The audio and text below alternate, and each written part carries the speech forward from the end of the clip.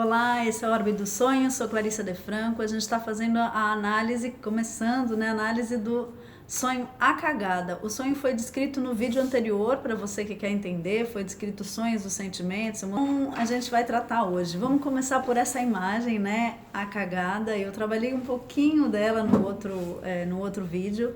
Então, pensar que a cagada nesse sonho evoca uma questão do público e do privado, conforme eu já trouxe também no outro vídeo, porque a pessoa que sonhou não conseguiu manejar essas questões do que era íntimo, né, do que era da vida íntima e do que era da vida pública, né? Então é essa cagada pública, né, num salão de festas que vai sendo arrastado, um rastro e tal. E aí a gente pode perceber que além desses símbolos que eu citei no outro vídeo, tem alguns outros símbolos que ele trouxe através do relato que ele diz está relacionado, né, que foi a experiência prévia da vida dele. Então tem a prostituição, né, a casa de prostituição, a prostituta, né, e tem, enfim, o vaso sanitário nos dois, né? Tem o vaso sanitário na vida real do local da casa de prostituição e tem o vaso sanitário do sonho, né? Que é bem interessante a gente fazer essa correlação. Então vamos pensar, né? Essa imagem é uma super imagem forte, né? Essa cagada. Então a cagada assume o protagonismo aí, o símbolo da cagada, né? Não se trata de uma evacuação rotineira qualquer, né? É uma grande cagada, de caráter público, de grandes proporções. O limiar entre público e privado se torna um elemento importante aí no sonho. Uma evacuação rotineira normalmente ocorre em âmbito privado ou na privada, né? Mas no caso do seu sonho, essa evacuação extrapola os limites de sua intimidade e privacidade e aparece para o público. Não só aparece, mas marca, suja o espaço público, deixa rastros, né? Essa questão evoca que seus recursos de elaboração e defesa claramente parecem ter falhado no sonho. O que deveria ter sido processado em âmbito interno, individual, ligado a uma tarefa da vida dele, da consciência dele, né, desse sonhador, tornou-se público, exposto, desajustado. Fora do lugar. A cagada tá fora do lugar. Se ela tivesse na privada, tava tudo bem. A gente fazer cagada, todo mundo faz cagada. Mas o problema é onde, como, né? Essa cagada tá fora de lugar. Nesse sentido, o sonho evoca uma vulnerabilidade no manejo entre público e privado, no manejo entre o que você produz, né, entre as suas emoções e como isso sai para o público, né? A cagada pública é o símbolo de que está do que está fora de lugar e mancha a sua imagem, altera o espaço público, a sua relação com o espaço público e a interação entre as pessoas.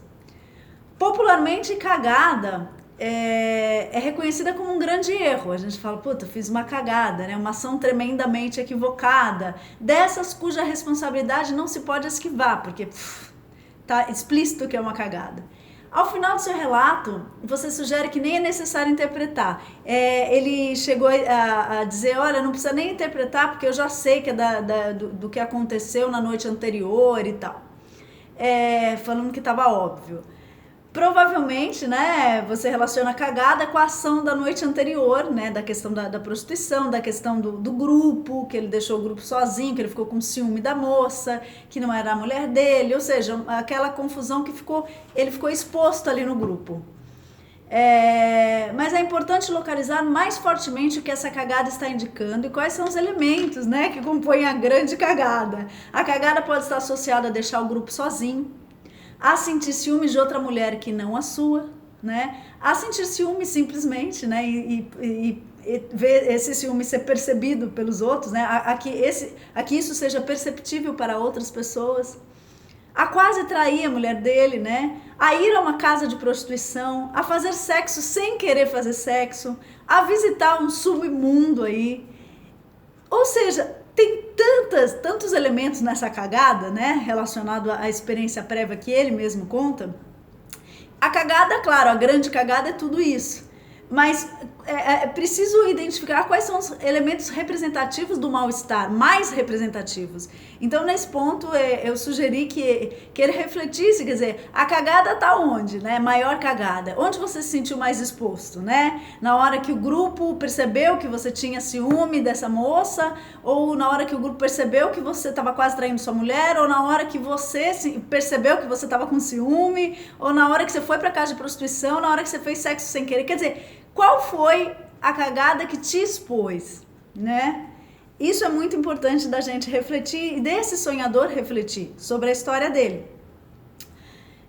Ele fala que a cagada não tem cheiro, né? Então, assim, há que se pensar que, assim, de fato, o fato em si não é uma cagada, né? Me parece muito mais um manejo, ou seja, como isso foi elaborado, como isso esteve no manejo com o público. Essa é a questão, porque os elementos em si não parecem, não tem cheiro. Não é necessariamente uma cagada ter ciúme, não é necessariamente uma cagada estar com uma prostituta, não é necessariamente uma cagada, enfim, uma série de coisas, né?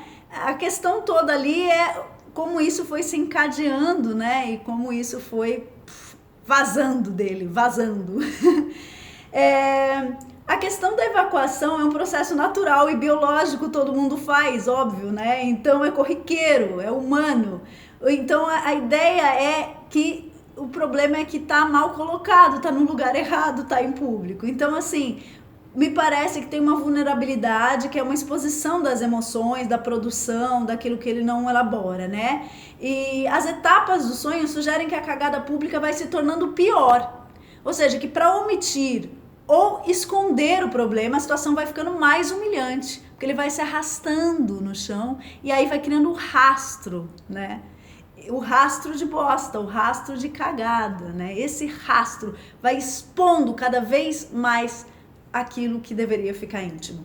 Eu preciso desligar de novo, a gente continua na parte 3, tá certo? Obrigada!